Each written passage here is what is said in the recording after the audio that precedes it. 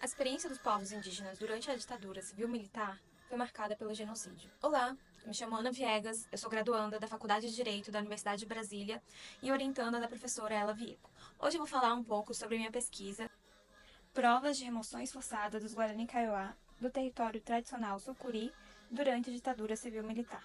Segundo a Comissão Nacional da Verdade, cerca de 8.350 indígenas foram mortos durante o período de 1946 a 1988. Entretanto, estima-se que esse dado pode ser bem maior, tendo em vista que a CNV contabilizou apenas 10 povos.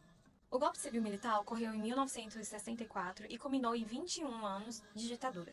Mesmo após 40 anos de redemocratização, ainda é possível notar a manutenção dessas estruturas de violência que têm o objetivo de assimilação e do genocídio dos povos originários. Para entendermos as bases que sustentam essas estruturas, é necessário voltarmos ao passado para compreendermos o presente e assim direcionarmos o futuro à justiça de reparação e de não repetição.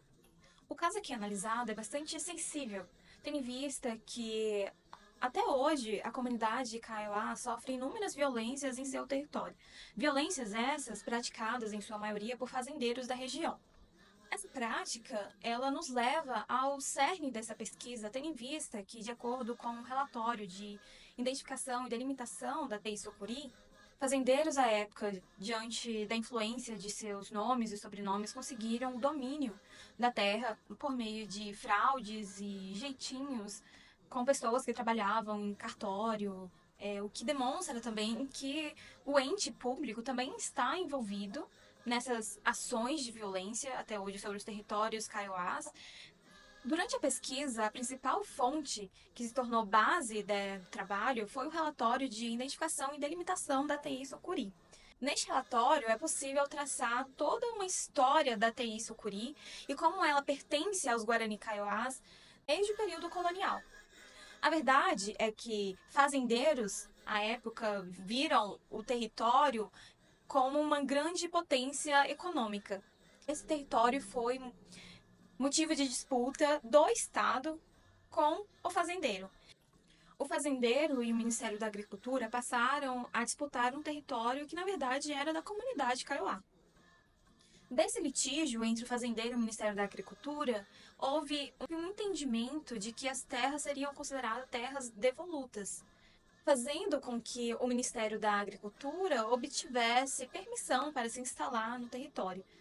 Posteriormente, essas terras foram transferidas para a Embrapa, que passou a questionar também o domínio das terras de Sebastião Marcondes. Mais uma vez, a gente consegue identificar que o Estado brasileiro também estava envolvido nesse processo de expropriação da comunidade Kaiowá de seu território. Em 1984, ocorre a primeira expulsão dos Kaiowás pelo fazendeiro Sebastião Marcondes, que veio a soltar gados no território, fazendo com que os Guarani Kaiowás fossem obrigados a se deslocarem à beira da estrada de Maracaju, Rio Brilhante, vivendo sobre lonas plásticas em condições extremamente degradantes. Diante do perigo de viver na beira da estrada, o então prefeito Jair do Couto cedeu um local para que a comunidade pudesse se instalar. Todavia, posteriormente, Jair do Couto reivindicou o território em que ele havia cedido, o que implicou no segundo episódio de remoção forçada dos Guarani Kaiowás. Desse modo, a comunidade, sem terem para onde ir, decide voltar para o antigo poço agropecuário, reocupando o seu território. Em junho de 1986, o fazendeiro Sebastião Marcondes decide expulsar novamente das terras do antigo poço agropecuário a comunidade Guarani Kaiowá. Com isso, ele contou com o apoio de 35 fazendeiros da região, da prefeitura, do Terrasul e da polícia do estado.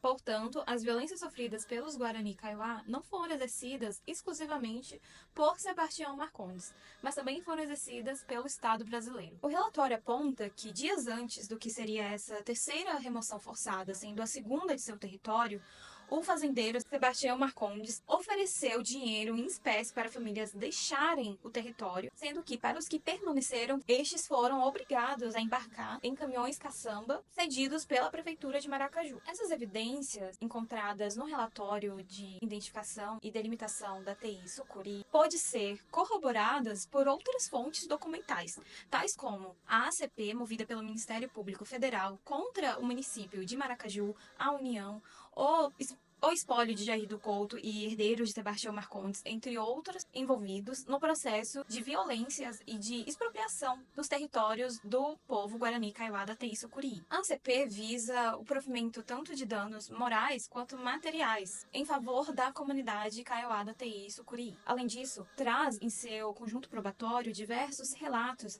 de indígenas que sofreram inúmeras violências. E também através de inúmeras reportagens que noticiaram o fato à época, foi possível chegar à conclusão da existência dessas violências e como elas se procederam. A partir do relato de Hélida Turiba, presente na ação civil pública, é possível ter dimensão do tamanho da violência executada contra o povo Guarani Kaiowá da TI Sucuri. Narro.